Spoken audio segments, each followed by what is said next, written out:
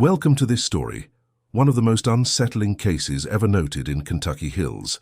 Before we dive in, share in the comments where you're tuning in from and the exact time you started listening. It's always interesting to see the different places and hours of the day or night where these stories reach. In the autumn of 1873, the Widow's Lodge stood in a remote hollow of the Kentucky Hills, perched where two creeks met and shaded by dense pines and oaks.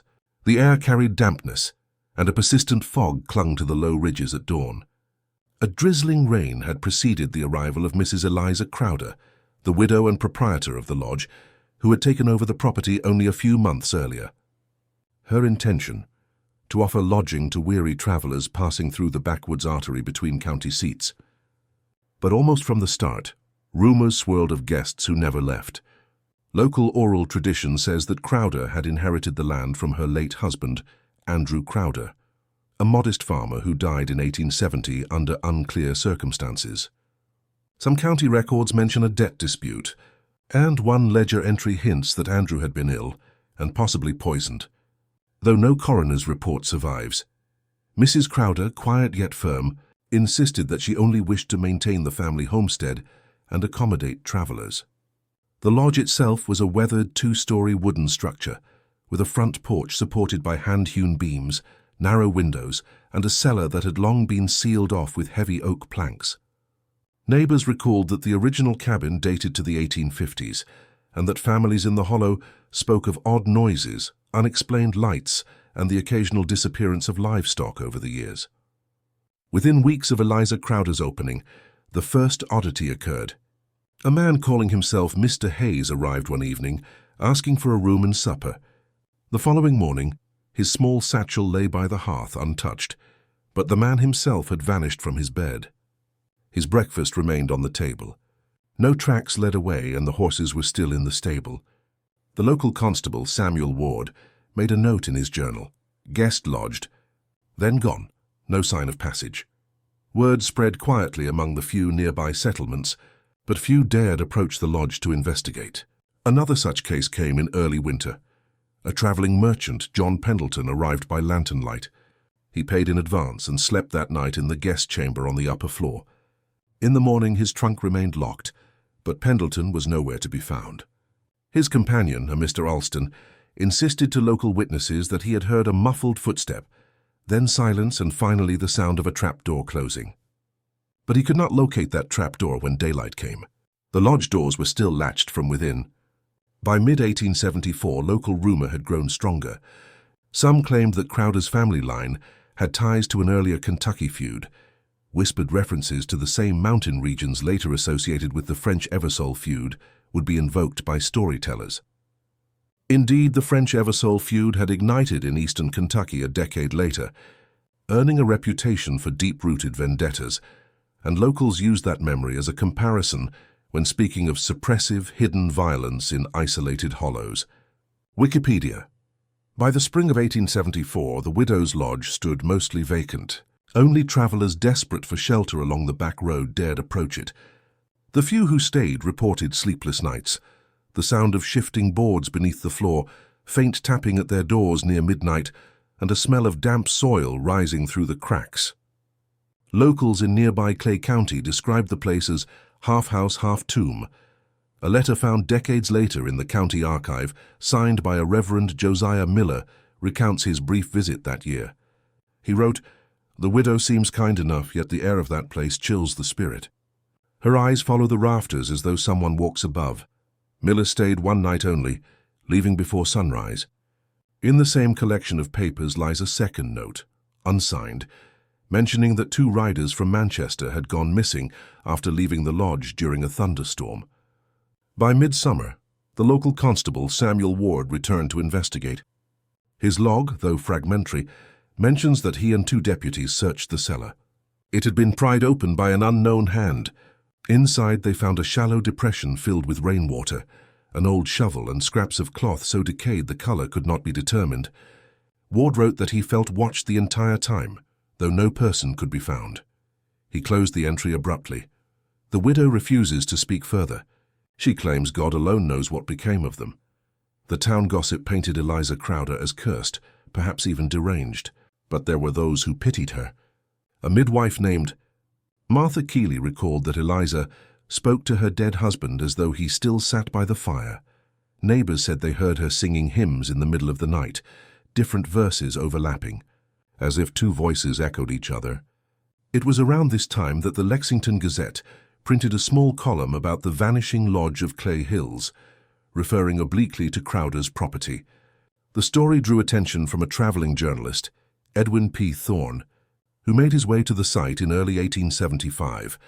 Thorne later published a short, serialized account, claiming to have spent a week at the lodge, gathering statements from residents. He described the structure meticulously, warped floorboards, iron latches on the cellar door, and a faint scent of burnt resin. He noted that Eliza kept meticulous guest ledgers, each entry marked with initials rather than full names. When Thorne asked why, she said only, "People prefer to be forgotten." During his stay, Thorne claimed to witness a figure pale as candle wax moving behind the parlor curtains. He swore it was not Eliza, who stood beside him at the time. But the journalist was known for dramatizing events. When he returned to Lexington, he fell ill and never completed the final installment of his series. Years later, local historians would compare Thorne's notes to the oral accounts of the French Eversole feud region, drawing parallels between the silence of mountain witnesses in both cases. Just as feud families avoided naming the dead to prevent revenge, so too did the neighbors near Widow's Lodge refuse to record their recollections formally. By 1876, Widow's Lodge had become a name locals spoke only in lowered voices. The road that passed it, once used by mule trains and mail wagons, fell into disuse overgrown by briars and tall grass. Only the occasional prospector or preacher would cross that stretch of the Kentucky hills. Those who did claimed the place exhaled a kind of stillness that made one's heartbeat feel louder. Constable Ward's successor, a younger man named Elias Rooker, reopened the investigation after a missing census agent was last seen entering the property. According to the surviving county affidavit, Rooker arrived with 2 volunteers and a deputy on a fog-heavy morning in March 1876. They found the lodge shuttered, though smoke curled from the chimney. When they knocked, Eliza Crowder answered calmly, as if expecting them. She invited them to take tea, saying, "There's no need for digging. The ground here has already told its stories." The men searched the outbuildings and returned, shaken. In one small shed, beneath a stack of weathered boards, they found several small wooden markers, crosses, crudely carved with initials, R.H., J.P., M.A. None corresponded to known burials in the county. The cellar was once again sealed, this time with a rusted chain and padlock. Rooker ordered it opened. Beneath the earthen floor they uncovered a patch of darker soil and a faint odor of decay. The constable recorded that something was interred here, though time has erased its identity. Eliza offered no protest. She only asked them to leave her husband's Bible untouched. Inside that Bible, a folded paper contained a verse rewritten in her hand. "The earth shall conceal until the trumpet calls." News of the discovery traveled quickly. A reporter from the Louisville Courier-Journal arrived, but found the lodge deserted. Eliza had vanished, leaving her few possessions neatly arranged in the front room, a comb, a bonnet, and the same ledger Thorne had once described. The final entry read simply, "No more guests." Over the following decade, stray accounts surfaced of a woman matching Eliza's description, seen as far south as Tennessee, working under the name Mrs. Lane. Some letters in the Clay County Archive reference a traveler's widow suspected of swindling boarders before disappearing again. Nothing was proven, and each report contradicted the last. By 1885, the lodge had collapsed in part, its roof sagging under decades of damp weather. Locals avoided the hollow altogether, claiming livestock grew skittish when passing near. Children told tales of lanterns seen moving between the trees, and a widow's song carried on the night wind. A generation later, around 1890, a history teacher from Hazard named Professor Gideon Lyle attempted to reconstruct the case. In one of his lectures, preserved in handwritten notes, he compared the secrecy surrounding the widow's lodge to the code of silence noted during the French Eversole feud, still raw in regional memory. Lyle suggested both were symptoms of the same Appalachian isolation, communities that guarded their tragedies until they became legends. By the early 1890s, the Widow's Lodge had all but disappeared beneath the ivy and mudslide. Yet the hollow itself remained whispered about in taverns and rural churches alike. Farmers passing through on the way to Perry County swore that the soil near the foundation never froze, even in deep winter. Others said dogs would not approach the old well behind the property. Professor Gideon Lyle, in one of his last public notes filed to the Kentucky Historical Quarterly, mentioned a curious connection between the Crowder property and a land deed dispute dated 1852. The documents, retrieved from the Manchester courthouse, referred to an unregistered mine on the same parcel, described as a narrow vein beneath the widow's field. Though Lyle never confirmed it, the hint suggested there might have been more than grief or madness at play, perhaps hidden profit, perhaps bodies buried not out of cruelty, but secrecy over some illegal digging. In 1893, Lyle and a county surveyor, Thomas Reeves, visited the site. Their journals describe a sunken floor and remnants of timber blackened as if by low, slow fire. They found fragments of blue china and, most disturbingly, a child's shoe half buried near the old cellar wall. Lyle's entry for that day reads simply, "Too small for any of the missing men. Aren't accounted for." Reeves later confessed in a letter to his wife that he felt as though someone watched from beneath the earth. The following week, after returning to Hazard, Lyle gave a lecture at the local academy. He cited the Widow's Lodge as an example of mountain folklore masking real human crimes. When questioned whether the site might still conceal remains, he responded, "Whatever sleeps there, let it rest." Truth and decay have made their pact. In the years that followed, the area saw a brief spark of industry as coal interests pushed deeper into the Kentucky hills. Survey teams, wary of the legends, still reported odd encounters. One foreman noted a woman in dark dress crossing a ridge at dusk, vanishing behind the tree line when hailed. The description matched that of Eliza Crowder, though she would have been in her 70s by then if alive at all. Around this time, renewed discussion of the French Eversole feud began circulating in Kentucky newspapers. Faz journalists revisited the violent episodes of the 1880s to examine how mountain silence protected its secrets. Those same papers occasionally invoked the Widow's Lodge case as a domestic mystery born of that same quiet vengeance. The feud, they said, represented public bloodshed. The lodge private sin. By 1898, storms had finally swept most of the structure away. What remained was the stone foundation and a few warped planks which locals scavenged for firewood. When the county inspector arrived after a small landslide, he found the cellar exposed again. Its interior collapsed inward, revealing only soil and roots. Still, some said the ground breathed faint warmth at dusk. No proof was ever gathered, but each witness swore the same thing. It felt as though the hill was listening. When the new century turned, the hollow where Widow's Lodge once stood was marked only by a cluster of leaning fence posts and a patch of wild foxglove. The county survey maps of 1901 listed it as abandoned homestead, structure lost. Yet despite its absence, the legend persisted in every nearby township. Preachers warned their congregations against greed and secrecy, lest they share the widow's fate, while traveling merchants avoided the route altogether, preferring the longer trail through Jackson.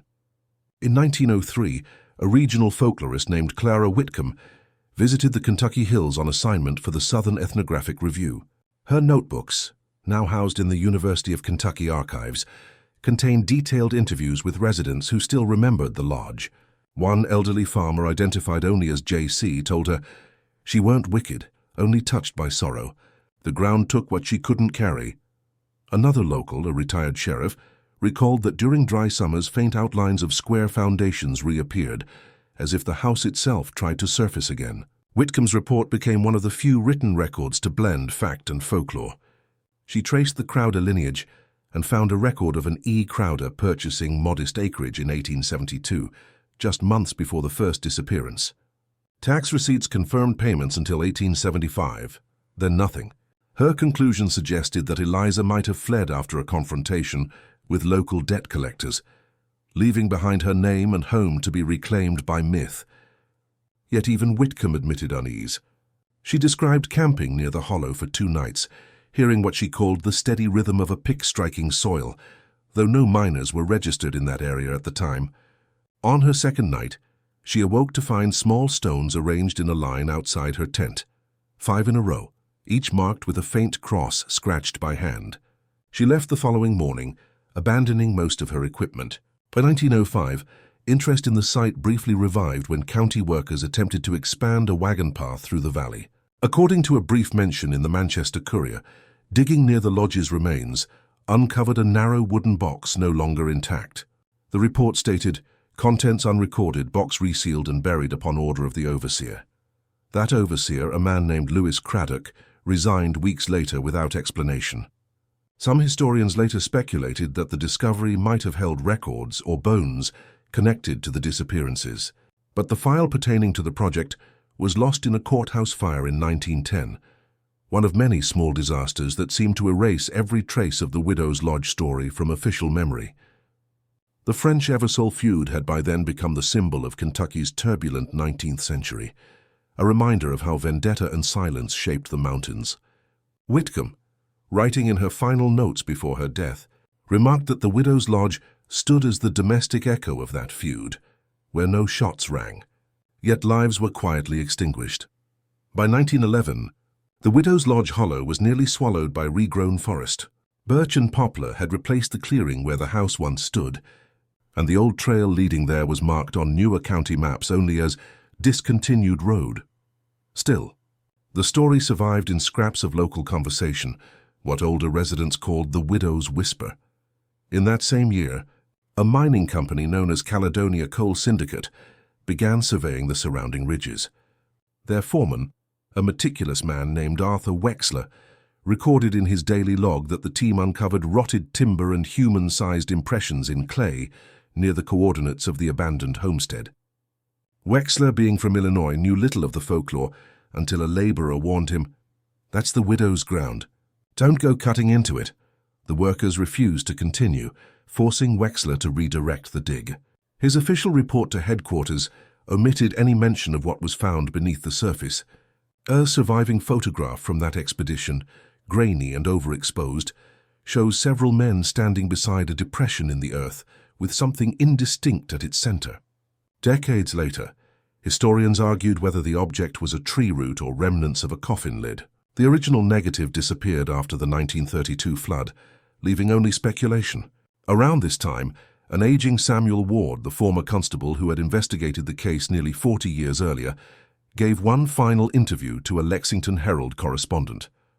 Ward's recollection was frail yet consistent. He maintained that the cellar once contained 2 graves, shallow and hurried.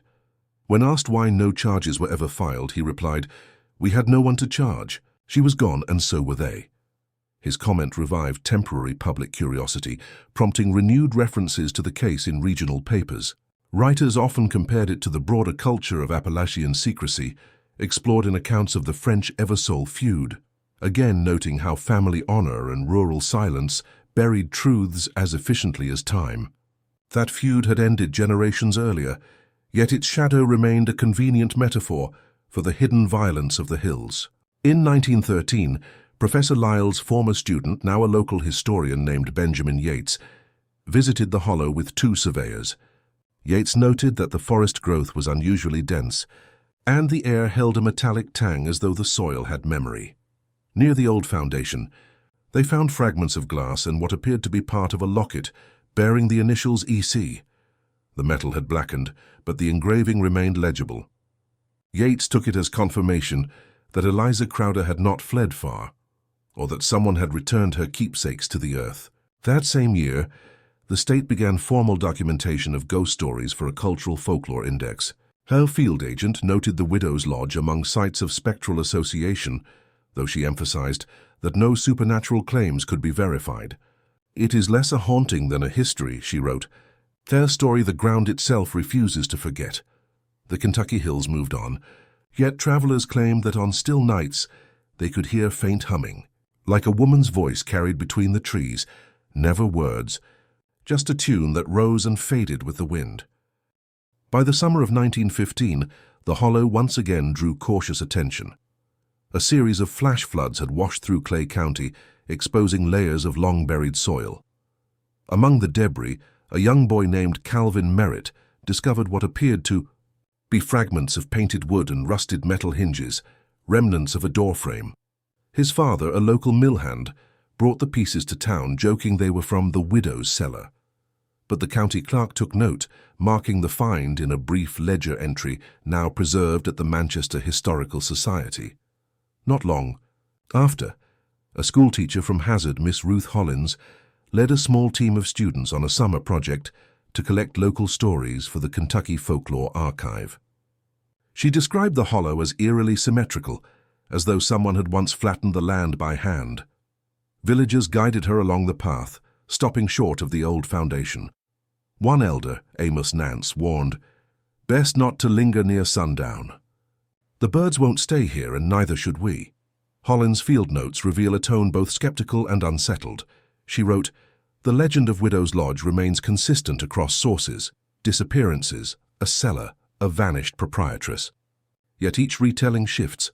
Some say she buried trespassers, others say she merely lived where bad ground swallowed men whole."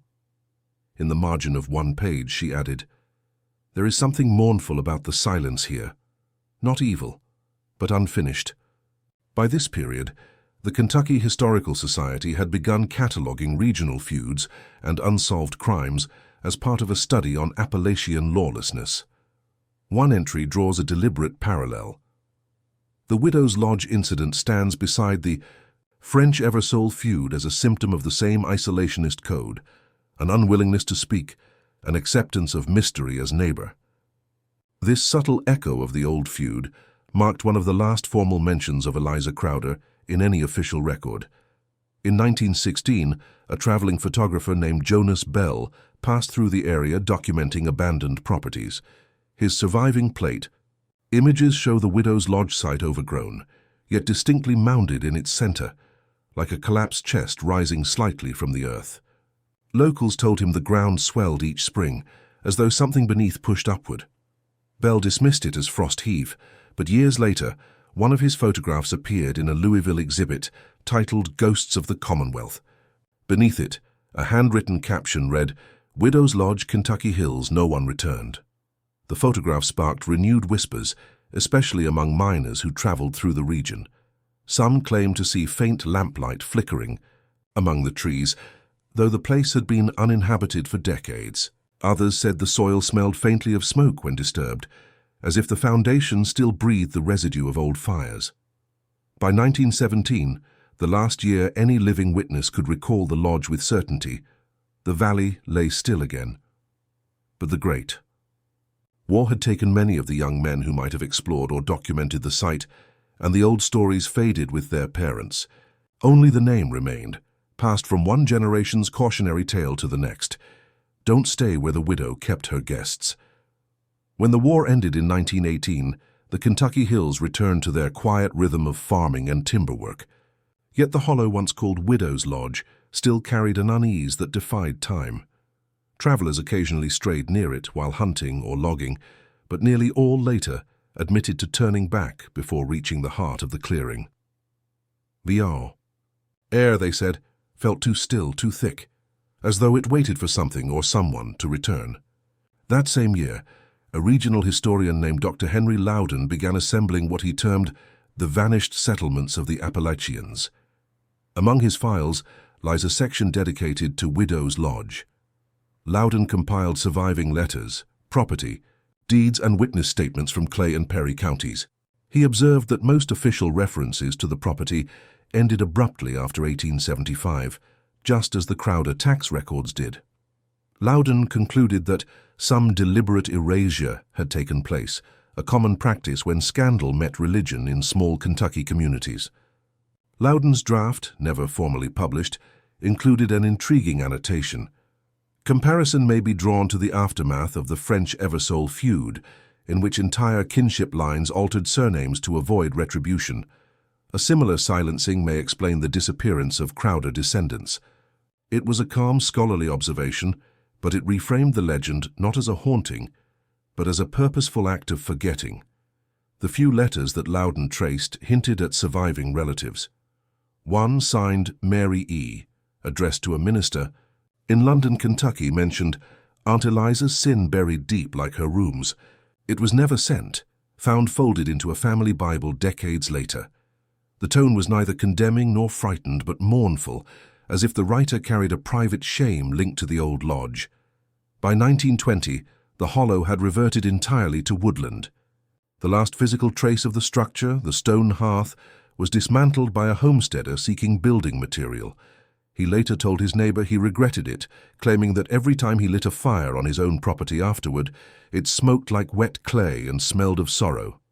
Locals in that generation no longer feared the widow herself, but what she symbolized. A reminder that isolation could twist grief into secrecy.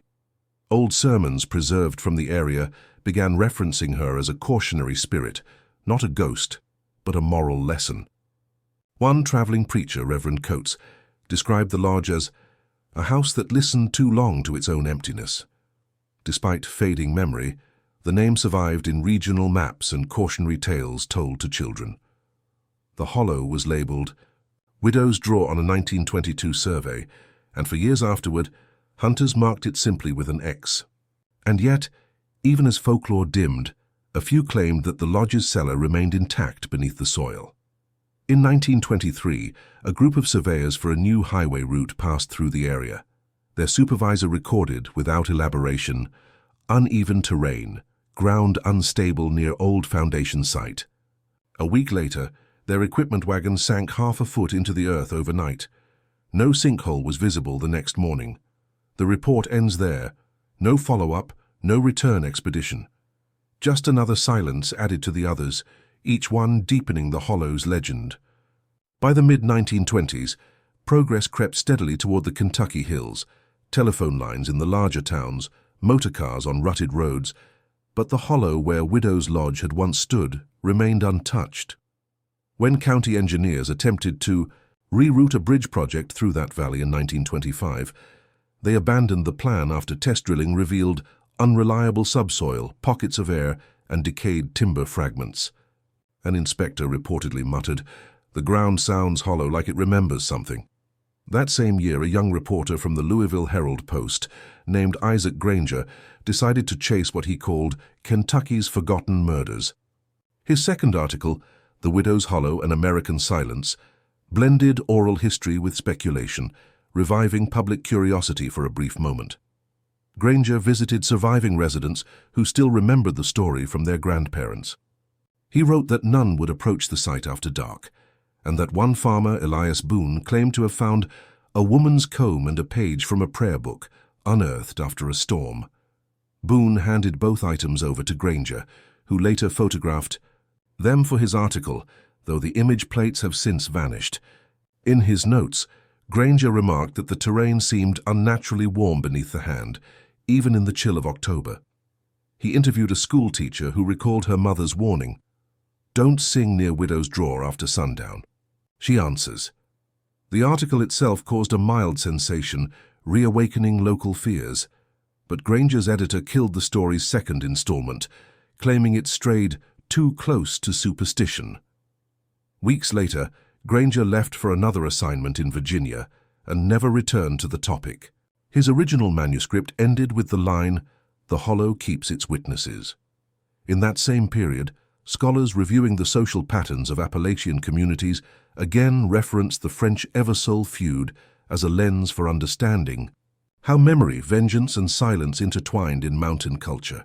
The feud, like Widow's Lodge, had become less about individuals and more about the quiet endurance of rumor, truth held hostage by fear of disgrace. One historian noted that Kentucky's hills are not haunted by spirits, but by the unfinished conversations of its dead. In 1927, a flash flood struck the area, uncovering part of the old wagon path leading to the hollow. The event revived minor local attention, with children daring each other to walk the trail by lantern. One boy claimed to have found what looked like a rusted key buried near the creek bend. His father threw it into the water the next morning, saying, "Best let sleeping doors stay shut." By the decade's close, new settlers to the region had no memory of the lodge, though the name Widow's Draw lingered on postal maps until 1931 before being erased entirely. Nature had reclaimed what gossip and record had not. Yet those who knew the story's shape, the constables, the teachers, the last of the old miners, spoke softly of how the valley never held snow for long. It melted faster there, as if the ground itself stayed restless, unwilling to let anything settle. By 1929, the Widow's Lodge story had become more legend than recollection, yet fragments persisted in the corners of county correspondence and inherited journals. The hollow was now fenced off as part of private farmland, owned by a reclusive man named Harold Benton. Benton, born long after the lodge had fallen, claimed to have bought the land cheap, because no one else would take it. He intended to raise cattle there, but quickly discovered the soil's strange temperament, lush in spring, barren by midsummer. In a letter preserved by his niece, Benton wrote, "The earth won't hold seed near the old stones. You can plant at dawn, and by dusk the sprouts are gone, roots and all, as if lifted clean."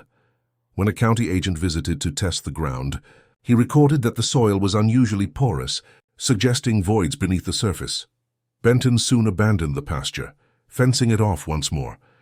During the same year, a retired newspaperman named Jonah Wells revisited the Widow's Lodge tale for a regional anthology.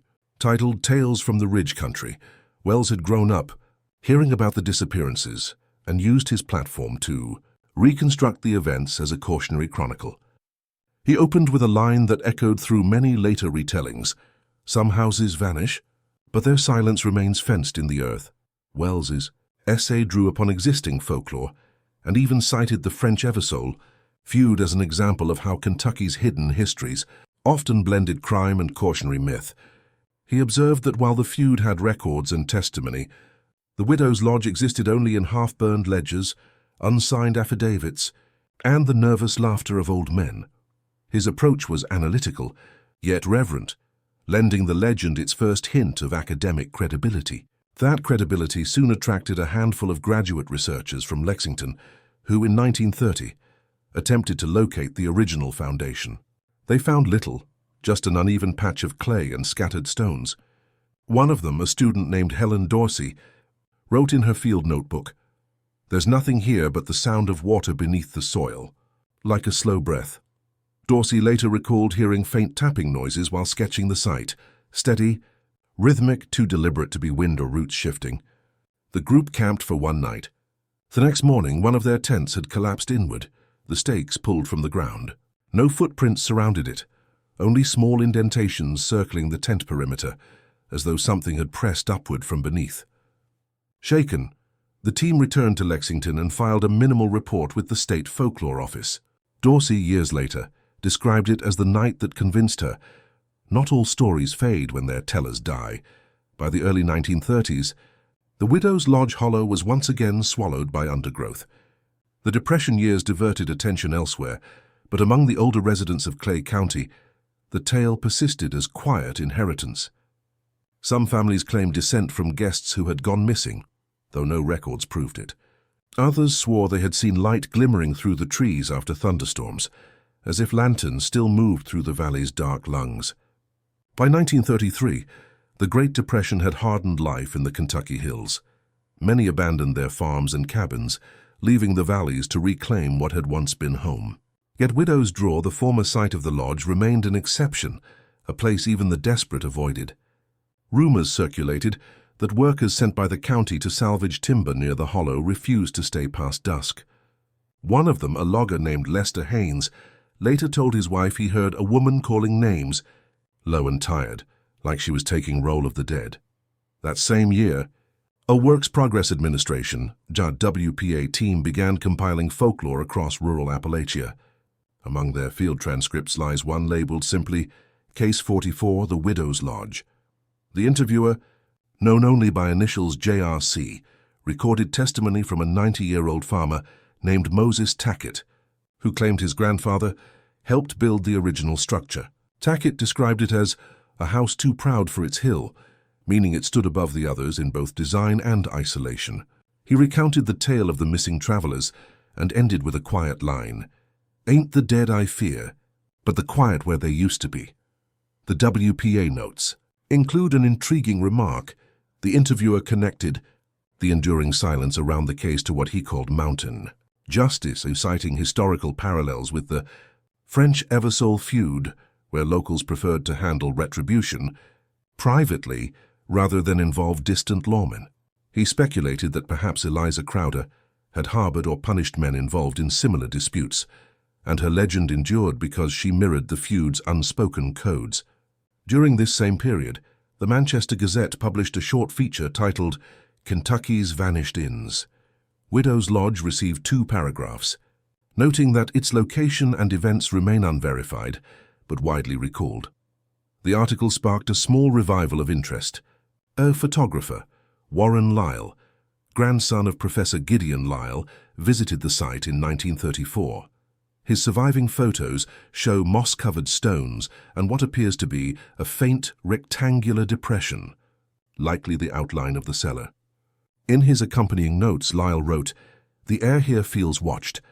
Even the wind avoids the hollow." The photographs were briefly displayed at the Hazard County Museum in 1935 before being returned to the Lyle family, where they vanished in a house fire 3 years later. Ironically, that same year, 1938, marked the last official record connected to Widow's Lodge, a land reassessment that labeled the area unsuitable for agriculture, high moisture content prone to sink. Locals began referring to it simply as the listening ground. Hunters claimed that gunshots made near the hollow echoed twice, once immediately, and once seconds later, as though from beneath the soil. By 1940, most living memory of Eliza Crowder had faded into myth. A few elderly residents still spoke her name at funerals, muttering that she buried sorrow deeper than any grave. Yet no one could agree whether she was villain or victim, only that her house had devoured sound, and with it, truth. In the early 1940s, as the nation's focus turned toward the war abroad, the Kentucky hills receded further into quiet isolation. The Widow's Draw remained unmarked, an overgrown depression at the end of a forgotten trail. It was rarely visited, except by trappers and occasional wanderers seeking shortcut paths between townships. Still, the hollow managed to leave its imprint on the few who ventured close. One such visitor was a geologist named Dr. Peter Halcomb, conducting surveys for mineral deposits in 1942. His field diary, now archived at Eastern Kentucky University, contains an entry that reads, "Strange topography near Clay Perry boundary. Soil unusually soft beneath surface. Local superstition prevents guides from approaching. Heard mention of Widow's Lodge, old ghost story, they say." Halcomb noted finding fragments of scorched stone arranged in a deliberate ring, too precise to be random. He marked the location and moved on, later remarking to a colleague that there's a sadness to those woods, like they're waiting for forgiveness. Meanwhile, folklore collections of that decade began to frame the Widow's Lodge as part of Kentucky's oral identity, alongside the feuds and disappearances that dotted its mountains. In a 1944 publication titled Appalachian Shadows, author Ellis Burdett summarized the story. "In the back hollows of the Kentucky hills, a widow's inn took travelers who never came out again. The ground sealed their names, and time forgot the rest." Burdett casually referenced the French Eversole feud as the cultural backdrop of secrecy and retaliation that allowed such stories to flourish unchallenged. The book, though modest, found readers beyond the region and reignited passing curiosity. Some amateur historians wrote to the author, asking for directions to the site. Burdett declined, claiming that the precise coordinates had been lost. Yet within local taverns, men still argued about its location, each insisting his grandfather knew the real path. In 1946, a logging operation cleared sections of the lower hillside near the hollow. Workers reported finding remnants of foundation stones, just enough to outline a small square room and a collapsed tunnel-like cavity. When rain flooded the excavation, the foreman ordered it filled. That night, several workers quit, claiming they heard whispering like prayer coming from the pit as it closed. A local paper carried a brief notice about the discovery, headlined "Old Lodge Site Uncovered, Quickly Reburied." No follow-up article ever appeared. Within months, vegetation reclaimed the clearing as though nothing had happened. As the 1940s ended, the legend settled once more into silence. The last living person with any direct familial link to Eliza Crowder, a distant relative named Nora Bell, died in 1949. Her effects included a single photograph of a narrow valley labelled only home. Historians later speculated it might have been Widow's Draw, though no one could confirm the landscape with certainty. By then the world had changed, but the hollow remained untouched, an echo preserved beneath decades of moss and soil. Some said that was fitting, for stories like the Widow's Lodge were never meant to be solved, only remembered in fragments, like the half-sung hymns of a woman whose guests never left. By the dawn of the 1950s, the Widow's Lodge case had all but drifted from public consciousness. Modernity swept through Kentucky, electricity paved roads and radios humming through the valleys, but the hollow stayed as it had been for decades, unseen, unspoken, and strangely intact. Local cartographers omitted it altogether when new topographical surveys were drawn. Yet a few persistent voices still mentioned the name in quiet company. In 1951, an amateur historian named Clyde Merriman, fascinated by Appalachian folklore, began revisiting old county tales. He stumbled upon Professor Lyle's forgotten lecture notes and the WPA field transcript labeled Case 44. Intrigued, he compiled both into a small self-published booklet titled The Widow's Hollow and Other Kentucky Mysteries. Though printed in limited numbers, the booklet circulated through regional libraries and drew the interest of folklorists from neighboring states. Merriman emphasized that unlike ghost tales, this case contained too many written traces to dismiss as fantasy. He cited soil tests, missing person reports, and even the connections to the French Eversole feud, highlighting how both stories revealed the darker undercurrent of mountain life, where silence became protection and confession was traded for endurance. Merriman wrote, "The feud drew blood that could be seen. The widow buried what could not." His phrasing struck a chord with readers, reigniting curiosity for the first time in decades. That same year, a journalist from the Lexington Herald-Leader contacted Merriman and accompanied him on a field visit to the supposed location. Their journey led them through thickets of laurel and dogwood until the forest opened to a shallow clearing, overgrown but unmistakably altered by human hands. The journalist later described the site as the quietest place I've ever stood. Even the wind avoids it. They uncovered remnants of stone, smooth, fire-marked, and what appeared to be the outline of a rectangular cellar now filled with compact earth. Merriman collected a handful of soil samples and a small rusted hinge, later confirming through metallurgical analysis that the hinge predated 1880. He noted that while the evidence proved only habitation, the pattern of concealment persists. After their return, the article ran under the headline, "Ghost of Widow's Lodge Still Haunts the Hills." Though more romantic than factual, it briefly rekindled local awareness. Letters poured in, some from descendants claiming familial connection, others recounting dreams or visions of the hollow. One correspondent from Manchester insisted that a woman in black appeared on her porch after the story aired, asking for directions to the old lodge road. No one else saw the visitor. By 1953, Merriman had begun a second volume, but his work stopped abruptly. In his final note, found tucked between draft pages, he wrote, "Returned to the site, heard movement underfoot again. Hollow ground. No birds." He never published another word on the subject. After his death 2 years later, his collected notes went missing from the Hazard County Archive during a reorganization. Only his brief radio interview survives, ending with his calm reflection, "Some truths are best left where the hills remember them." By 1956, the Widow's Lodge had drifted back into dormancy, spoken of only in the occasional Appalachian folklore seminar or local storytellers' circle. The last person to make a serious attempt at uncovering new information was a librarian named Sarah Adkins from Berea College. Drawn by Merriman's unfinished research, she set out to locate any living relatives of the Crowder family. In census records, she found only one faint thread, a Thomas Crowder, born 1868, recorded in Tennessee and listed as parentage uncertain. Adkins theorized that he might have been a child relative sent away before the disappearances began, perhaps explaining the child's shoe found near the cellar decades earlier. Her notes, preserved in Berea's special collections, read in a careful hand, "If there was a child, it may explain her madness or her motive. Isolation breeds its own gospel." Adkins never claimed supernatural elements, but treated the case as a human tragedy wrapped in folklore, much like the French Eversole feud, which she referenced as a public feud mirrored privately in the heart of a single woman.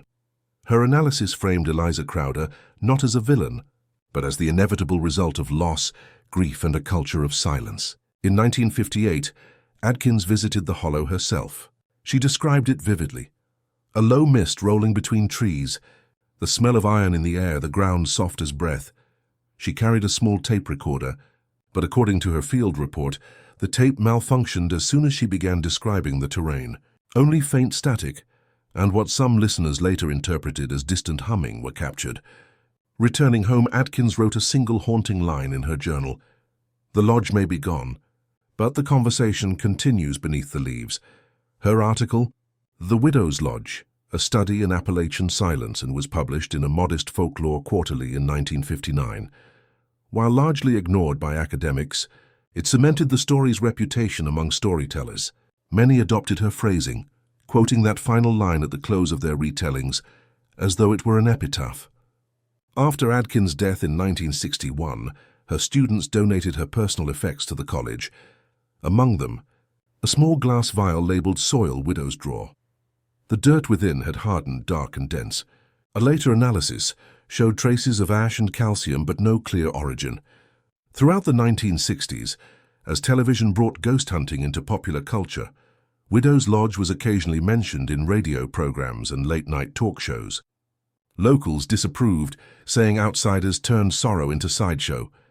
For them, the story remained sacred, proof that the land could hold memory deeper than stone. By 1968, the Hollow was nearly unreachable, the old path overtaken by roots. Only one house remained nearby, belonging to the Benton family, descendants of the farmer who once fenced the site. Their youngest son later told interviewers that on still evenings he would hear faint knocking from the woods, rhythmic as a heartbeat, fading the moment he stepped outside. No one ever confirmed what caused it. By the early 1970s, the tale of the Widow's Lodge had become a relic of Appalachian folklore, whispered during county fairs and remembered in fragments by old-timers sitting on store porches. Yet in that decade of restless rediscovery, when folklore societies and amateur historians began documenting lost American legends, the story found new life once again. In 1972, the Kentucky Oral History Project dispatched volunteers to record elder residents across the mountain counties. One reel, marked Interview 212, Clay County, captured a trembling voice identifying himself as Jacob Benton, likely a grandson of the man who once owned the Widow's Draw land. Benton spoke slowly, recalling how his father warned him never to plow near the hollow. Said it'd break the earth's promise, the old man muttered. When asked what promise that was, he replied only, to keep quiet. Later in the same recording, Benton described how during the drought of 1954, the ground at Widow's Draw cracked open just enough to reveal a dark cavity beneath. He threw in a lantern expecting to see stone or root, but claimed the flame extinguished mid-air, like it fell into water that wasn't there. He sealed the fissure the next morning with a cartload of soil and never returned. That account, though dismissed as superstition, intrigued folklorist Dr. William Greaves, who published a small paper comparing Benton's story with other buried-in legends found in rural Europe. He suggested that such tales symbolized communal guilt, places where tragedies were hidden beneath the weight of propriety. In a brief footnote, Greaves again invoked the French Eversole feud, arguing that both legends illustrated how mountain societies punish their secrets by burying them twice, once in earth and once in silence. Greaves' paper circulated among academics but reached few beyond them. Still, in local storytelling circles, it reignited visits to the Hollow by curious wanderers. A group of college students from Berea reportedly camped there in 1974. Only one of them, identified later as David Long, provided a written statement to the local sheriff after returning visibly shaken. He described waking at midnight to the faint smell of smoke and hearing the distinct creak of a door opening, though there was none in sight. The group left before dawn. Within a year, heavy rains triggered another minor landslide in that same valley, exposing more of the old foundation. County surveyors briefly examined it, then filled it in again to prevent erosion. Their report concluded blandly. Subsurface cavity collapsed. No further action recommended. After that, even curiosity waned. The road leading toward Widow's Draw was officially closed in 1976, after flooding made it impassable. Nature reclaimed the last human trace, as if the hills themselves had grown weary of retelling the story. But still, those living near the forest edge spoke of odd sounds on summer nights. A faint tapping like a shovel striking earth, steady and deliberate, echoing through the still air long after sunset. By 1979, Widow's Draw had all but vanished from maps and minds alike. The overgrown valley was now a sanctuary for deer and foxes, its silence broken only by wind, rustling through sycamore and pine. Yet even then, fragments of the story resurfaced in odd places. Footnotes of academic essays, letters from amateur historians, and the whispered memories of the Benton family who still lived a mile downhill. In that year, a young journalist from the Lexington Courier, Margaret Lathrop, began researching Kentucky's unsolved 19th-century disappearances for a feature series. She stumbled upon Merriman's out-of-print booklet and, fascinated by its grim restraint, decided to seek the site herself. Guided by an aging hunter, she reached the hollow after 2 days of searching. Her notebook, later recovered from her archives, records her first impression. No birds, no scent of pine, just air so still it feels occupied. Lathrop described finding low mounds of moss-covered stone, barely recognizable as man-made, and an unnatural circular patch of bare soil in the center. She spent less than an hour there before leaving, unnerved by what she called a sensation of standing above someone listening from below. Her published article, Where the Widow Slept, avoided any sensationalism. Instead, she wrote, "History hides not only the crimes we commit, but also the griefs we choose not to name." Widow's Lodge remains Kentucky's monument to that silence. The piece received modest attention statewide and was later anthologized in a 1981 collection on forgotten American tragedies. It reintroduced the legend to a new generation, one increasingly captivated by regional hauntings and lost histories. For a brief moment, radio hosts and magazine writers echoed her description of occupied air. Yet even amid this revival, few dared visit. Local accounts from the early 1980s mentioned that Lathrop's hunter guide, who had refused to enter the clearing itself, later told neighbors he saw lantern light without a lantern, flickering among the trees the night after their visit. He passed away weeks later, leaving behind no written testimony, only the rumor. Historians continued to mention Widow's Lodge occasionally as a companion to the French Eversole feud, which by then had become a studied example of Appalachian secrecy and violence. Scholars drew parallels. One feud bathed in daylight violence, the other smothered in shadow. Both, they said, spoke of Kentucky's uneasy truce between truth and silence. By the close of the decade, the hollow was declared part of a protected watershed, effectively sealing it from further excavation. Locals regarded that as divine wisdom. "Let the hills keep their secrets," an elderly pastor told a visiting reporter in 1989. "They've held them longer than we've held our own peace." When storms swept through in the winter of that year, a portion of the hillside collapsed, erasing the last visible outline of the foundation. Afterward, the place appeared as just another pocket of forest, a quiet scar healed over with moss. Yet those who passed nearby still claimed to feel a pressure in the air, as if unseen eyes regarded them from beneath the ground. By the early 1990s, Widow's Draw had faded from Kentucky's public memory once again, its story resting in the margins of local history books, mentioned only in academic papers or whispered recollections at small-town gatherings.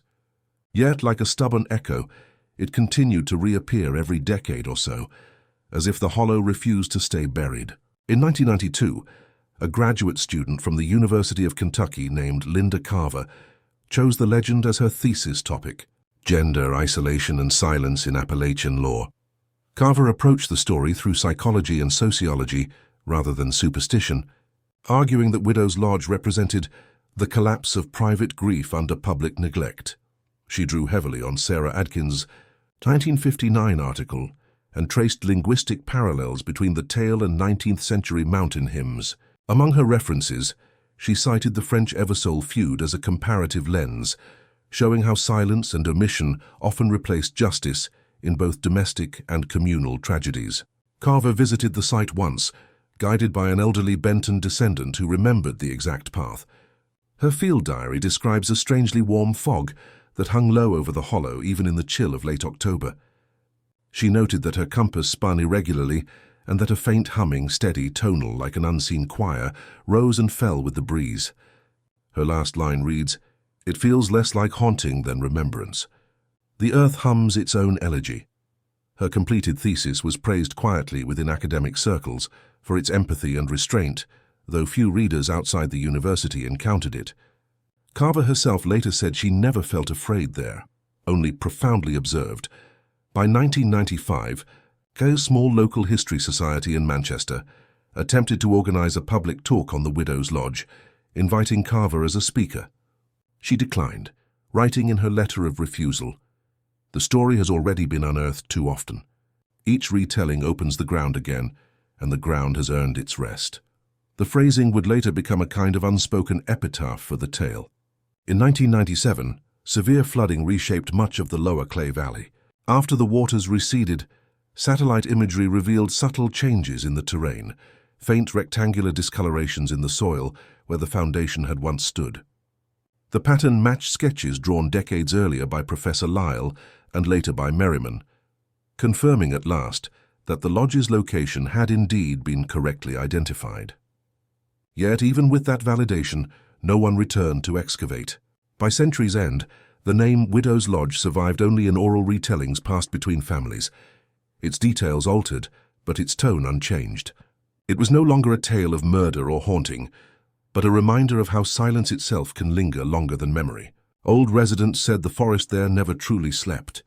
Some claimed that during summer storms, lightning revealed for a brief instant the shape of a roofline. Timbers illuminated against the rain before dissolving into shadow once more. None dared verify it. The Widow's Lodge had reclaimed its anonymity, as if the hills themselves demanded it remain unsolved. By the turn of the new millennium, Widow's Draw had become nothing more than a green mark on satellite imagery, an unnamed dip among thousands of folds in the Kentucky hills. Locals rarely spoke of it anymore, and those who did often confused the story with other mountain tragedies. Yet for those who had studied it, Lyle, Merriman, Adkins, Carver, it endured quietly like a pulse beneath old paper. In 2001, a heritage documentary briefly mentioned the site while examining forgotten Appalachian settlements. The narrator referred to it as one of Kentucky's enduring absences, a place where history withdrew and left silence to speak. That single line revived the legend once more among late-night listeners and folklore enthusiasts who found the story online.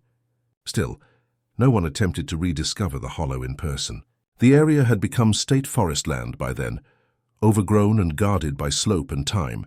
Every so often, hikers wandering off-trail reported an uncanny calm near the old creek bed, a sudden stillness that pressed against the ears, as if sound itself stopped breathing.